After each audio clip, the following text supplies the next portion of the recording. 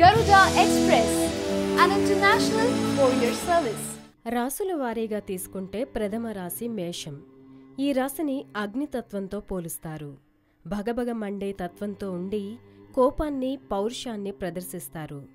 తోచిన విధంగా ప్రవర్తించడం వంటి లక్షణాలతో ఉంటారు. ఈ రాశికి కుజుడు అధిపతి. చెరరాశి అయినందున స్థిరమైన ఆలోచన ఉండదు. చకచక ఆలోచనలు, నిర్ణయాలు మారిపోతుంటాయి. ఎప్పటికప్పుడు కొత్త ఆలోచనలు పుట్టుకొస్తాయి. అగ్నితత్వం అయినందున ఆయా ఆలోచనలు వేగంగా రూపాంతరం చెందడం ఈ రాశివారిలో అత్యంత సహజం. నాయకత్వం వహించాలనే తపన, తొందరపాటుతనం ఈ రాశివాళ్లలో ఎక్కువగా కనపడతాయని అంటున్నారు. ఇక వృషభ రాశికి చెందిన పురుషులు దృఢ సంకల్పంతో కార్యాచరణ శక్తి కలిగి ఉంటారు.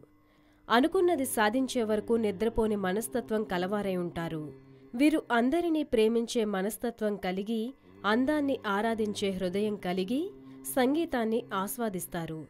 తాము ఏ స్థాయిలో ప్రేమిస్తారో అదే స్థాయిలో ఎదుటి వ్యక్తి నుంచి ప్రేమను ఆశిస్తారు.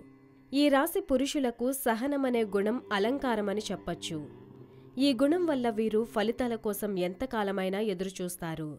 ఎలాంటి చికాకులనైనా ఎదుర్కొంటారని చెబుతున్నారు జ్యోతిష్యులు.